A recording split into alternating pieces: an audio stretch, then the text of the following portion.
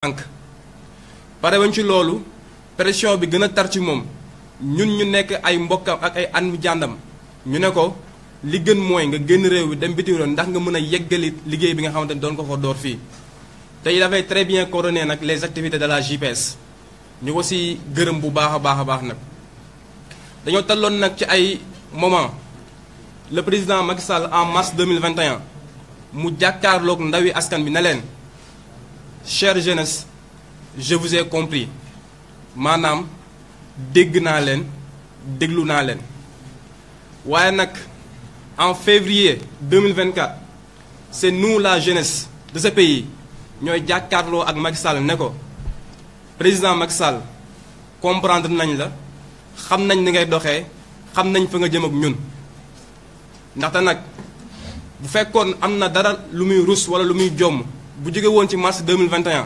dina amam beneen taxawaay bu mu taxawee lu dul jàpp ay ndawam di tëj jàpp ay ndawam di bëgg ka toroxal ak ay dee yu dul jeex loolu nag dafa doy liñ ko wax mooy au lieu mu jàpp ay élection mooy muy continuer di jàpp ay nit ay innocents sénégalais maanaam gàll ci ay ci ndoddu Maître Ngagne Demba Touré ay accusations yi nga xamante ni c'est tellement grossesse que kenn mënul comprendre loolu fan lañ ko jëlee mu nekk nag lu ñuy ñaawlu bu baax a baax ñun nag ndaw ñi gën nañoo takku gën a am fulla ak fayda ngir défendre notre démocratie à tout prix nag nit ki lum la jaral ba nga bëgg a yàq suñu réew nit ki lum la jaral ngir bëgg a yàq suñu askan ñun dina ko jaral lu ko raw ba protéger suñu ay institutions protéger aussi suñu ay dëkk ndax loolu mooy suñu wareef di wax nag suñu ay waajur ak communauté internationale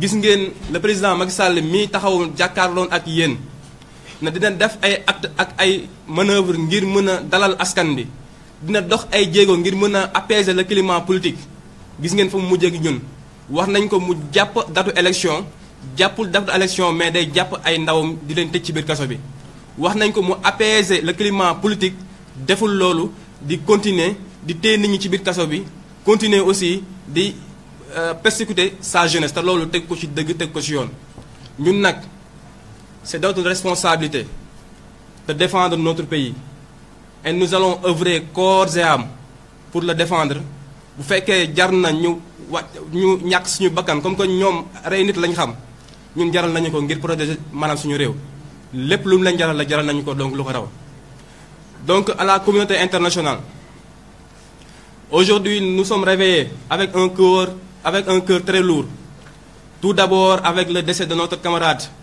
Senghor à l'université Gaston Berger qui a succombé à ses blessures lors des récentes manifestations à Saint-Louis.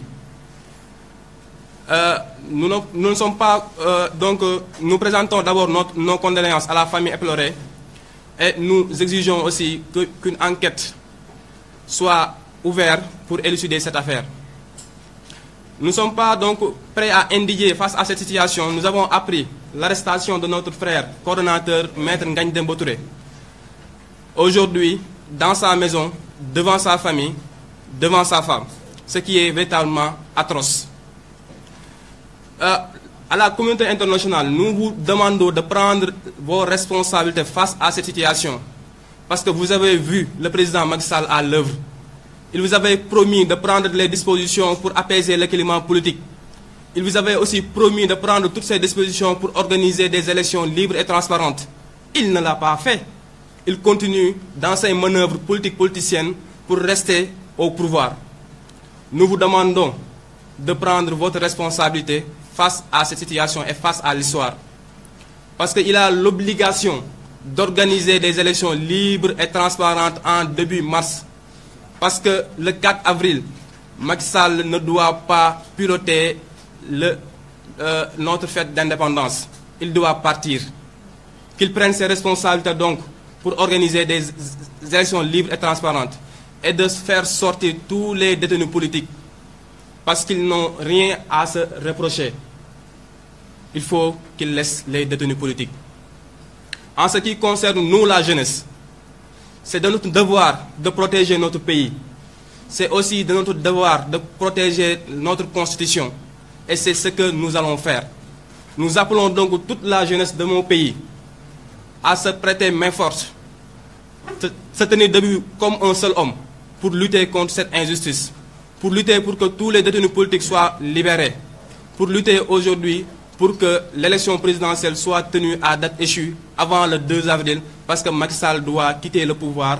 S'il veut, je dis bien, s'il veut quitter le pouvoir, s'il veut quitter le pouvoir dans la paix, dans la sérénité, et il doit véritablement prendre ses dispositions pour libérer tous les détenus politiques et organiser les élections avant le 2 avril pour qu'ensemble nous puissions élire notre président, à savoir M. Bassirou Diomaye Diakhar Faye.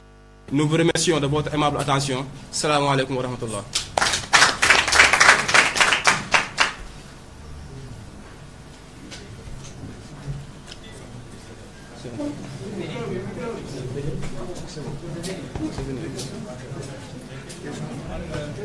Si vous avez des questions.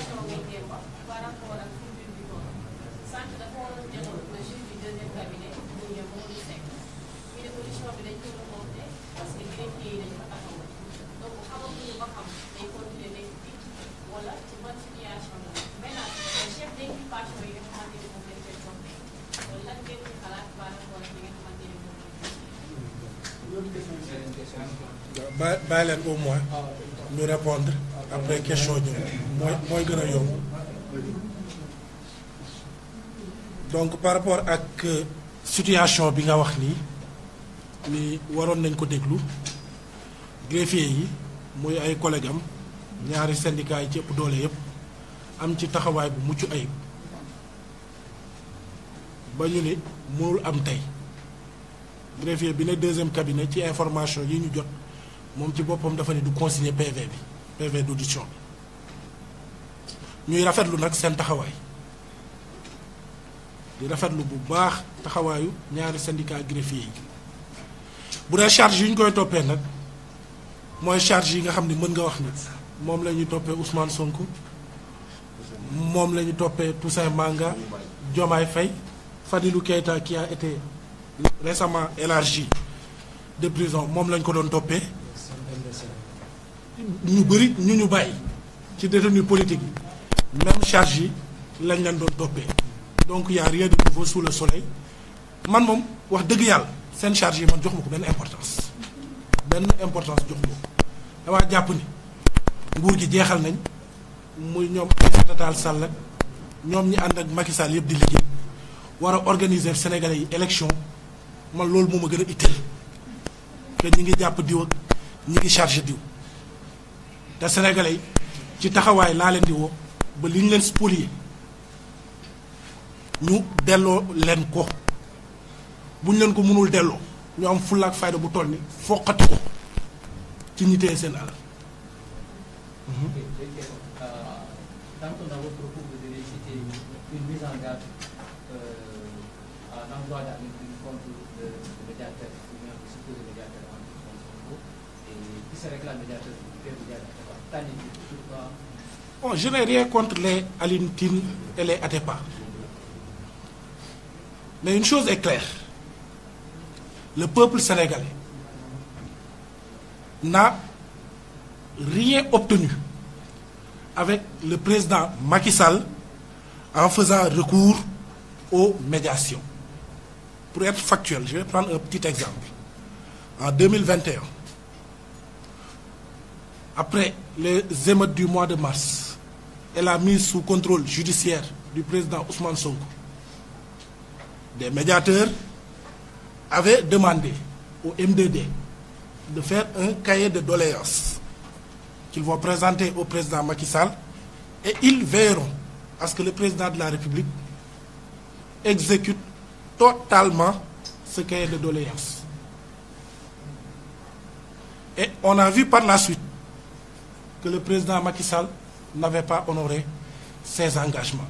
Tout le temps que le président de la République, Macky Sall, a reculé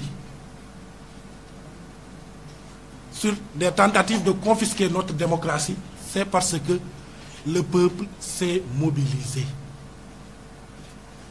C'est parce que le peuple s'est mobilisé. Le peuple s'est mobilisé dans la rue. Et j'invite ce peuple qui a été spolié à continuer cette mobilisation, et ce, dès ce vendredi, après la prière, Inch'Allah. Voilà, je viens de trouver, quand vous exilez, il y avait un mandat d'arrêt international qui était émis contre lui. Pourquoi le recours?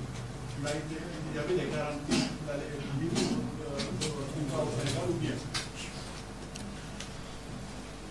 Je pense que lui-même,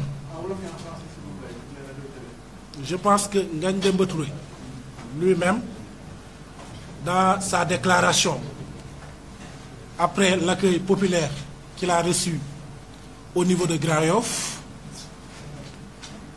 a déclaré à la presse qui était présente qu'il n'avait aucune garantie pour rentrer dans son pays.